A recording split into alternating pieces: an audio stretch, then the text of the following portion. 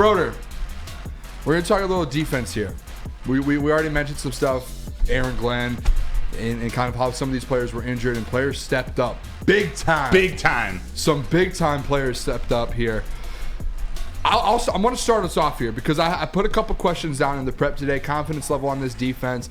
Who made the biggest impacts on the defensive side of the ball here? I'm going to throw my glasses on for this one, boys. I know where you're going to go. Because there's one guy. Yeah. There might have been one rookie in the NFL yesterday who was the best player on the football field.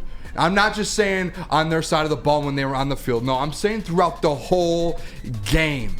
In Ford Field, at that stadium, there was one player who stood out and was the best football player in the game that day, and that was your second-round pick, safety Brian Branch. That man, Matthew Broder, is an absolute dog. A dog. He led your whole team in tackles with 11 tackles. Yes. All solo tackles, 3 tackles for a loss, 2 pass deflections, and he took Bijan's head off one time and took his helmet straight off of him. And you know what he said after? I don't effing care. I was going for that.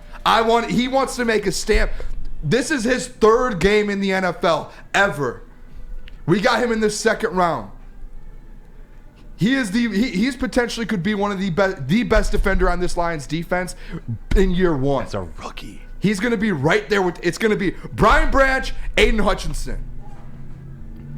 And if we're really talking this too as well, Jalen, I don't know if you have I might have put the graphic in there, defensive rookie of the year. And he's starting to creep up a little bit. He was behind Jack Campbell at one point. Jumped Jack Campbell. Jumped Devon Witherspoon. He's sitting up there at 16-1, right behind only 3 players: Jalen Carter, Will Anderson, and Christian Gonzalez. I don't know what else needs to be said, but that man, and we had to talk about this today. He was the best player on that football field, whether it's the Falcons, Seahawks.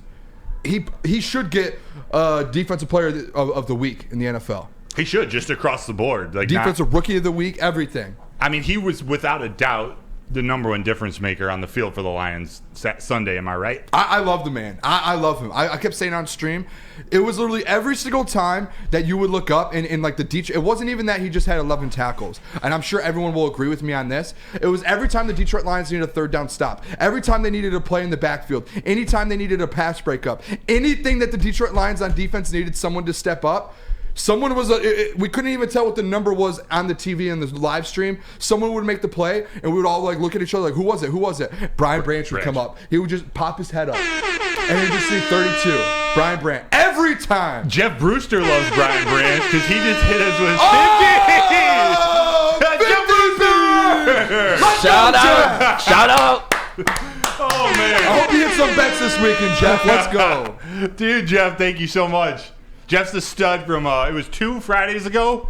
Yeah. He went ham in the chat. Jeff, we appreciate you so much. It's Jeff Victory Brewster. Monday, Jeff. Victory. We appreciate you tuning in again. But, dude, Brian Branch, out of the University of Alabama, did Nick Saban not prepare him for the NFL? Does he not look already like a seasoned veteran? He does. Not even just a seasoned veteran. He's in the crazy part to me is he fell in the NFL draft because of his combine scores. He was literally obviously the best safety in the class, and he fell to the 2nd round. And you know who traded with the Lions? The Packers. And we're going to be there Thursday. Let him cook. Do you think he's excited to have that? Like, Brian Branch isn't a guy that needs to look for chips on his shoulders. He's got enough with being the only one left in the draft to walk across the stage in the 2nd round. But, dude, he's going to the Packers. They passed up on him along with 31 other teams in the NFL. Steve Lehman, by the way, real quick. Steve Lehman, thank you. $20, baby. That's real talk. Steve did follow me on Instagram the other day and shot me a message. Shout out Steve, because I was at Apple Orchard. Oh, yeah. Saturday. Did you run into him? No, but I put it up on my story and he said something about it. Like, he was like, how are you not watching Michigan State in Maryland right now? Well, I was like, I missed that one.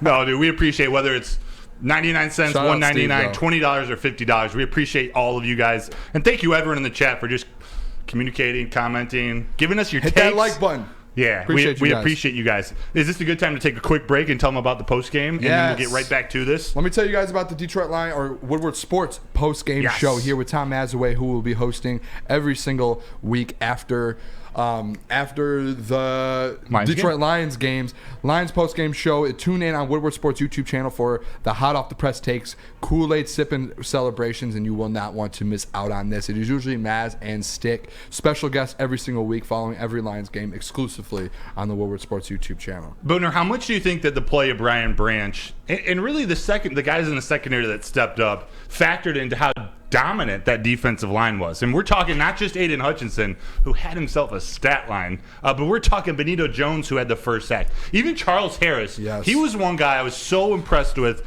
just showing up on this Sunday. We finally get to see him, not just in the stat sheet, but actually making an impact on the game. Hey, there were guys all over the place. Shout out Mike Hilton donating $1, man. Mike Hilton, baby. Let's go. Let's go, Mike. We appreciate you, Mike, Steve, and Jeff. You're the best. With that, though, and I think it was kind of more by like that whole, and you could say, Brian Branch brought a ton of energy, and kind of C.J. Gardner-Johnson goes down, right? Mm-hmm. What did we talk about all last week? Someone needs to take that spot. We said, all right, Kirby's probably going to take that vocal leadership spot, all of that. Kirby goes down. All right, who's it going to be? Iffy. Shout out Iffy. Iffy made some plays. We're going to talk about next segment. Yeah, we're going to talk about some more defense and different guys who made impacts like that. But different guys stepped up. I think with Brian Branch, I think it's weird. We talk about running back by committee.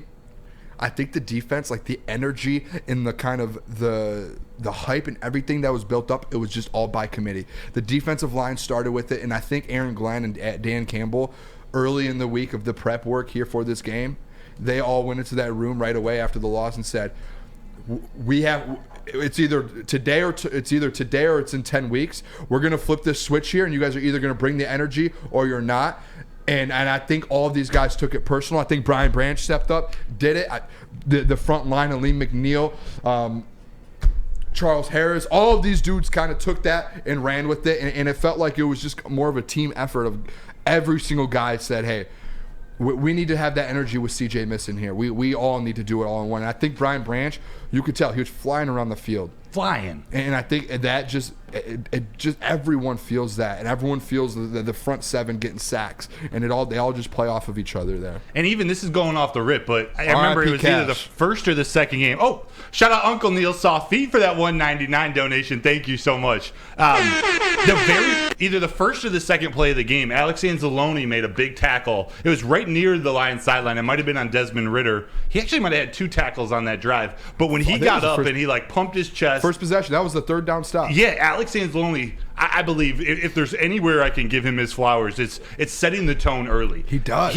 We didn't hear his name a ton like we heard Brian Branch and a lot of the defensive linemen. Even some of the other linebackers, Jack Campbell and Derek Barnes, each had a sack. Yep. Derek Barnes played phenomenally, by the way. But Alex Anzalone setting that tone from the start. He's the captain of that defense, especially with C.J. Gardner-Johnson out and some of those vocal leaders out. Alex Anzalone is that stable force in the middle, wearing that green dot and controlling the defense. So I think this is a perfect place to give him a couple flowers. Yeah, it was a conversation I had with Lucas about Alex Anzalone, and he said the only reason he kind of dislikes, or sometimes he's like, I don't know about him, is because he misses some tackles. But there's that side to where, hey, if he's on his game, he's making tackles, which the last 2 games, in my opinion, he stepped up and made big plays. That sack on Geno Smith that puts you in a position to go to overtime, Alex Anzalone. Huge. There was multiple times on third down he stepped up and made the play. So he did it this last week, and he does it in big ways, and he does it with the energy and like that leadership. Yes. That is the biggest part of this, is you need to see that leadership. You need to have some guys on this defense that have that. That when you're going to try and compete for a NFC North, you're trying to compete for an NFC. 49ers, they have that. These teams have that. You need some guys to step up, and I think, to be honest, after Sunday, Alex Anzalone, Aiden Hutchinson, Brian Branch. Hopefully when Kirby comes back, he's one of those guys. Cam Sutton doesn't say a lot, but he's pretty. We saw him in that post game. He's respected around that team in that locker room. What many people don't understand, and I was thinking about this a lot around cut time right before the season started, is to build a good team. you're not assembling the 53 most talented players that you can find. You have to build a team with leadership. You have to build a team with players with those intangibles, like leadership, like certain things off the field. Whatever the case may be, it's not always the 53 most fast, strong, talented players. You have to build them with pieces and pieces that the coaches can trust in big situations. Weezy in the Woodward Sports Steve chat Wilds. here. If Anzalone is balling, we always win. It seems, and it does. There's guys like that on every team to where, hey, if they come to play, they change this defense like that, and they make a legit impact to help you win that game. And he doesn't have that many bad games. Like last year, he had a solid year. He does that again, man. Like, and there's a few guys on defense like that. Like, hey, if you show up. Tyler in the chat as well here. Shout out Tyler. He tunes in every single day. He said Brian Branch is respected in Canada. He's an exemplary leader. Sorry, guys. I'm not great with reading words.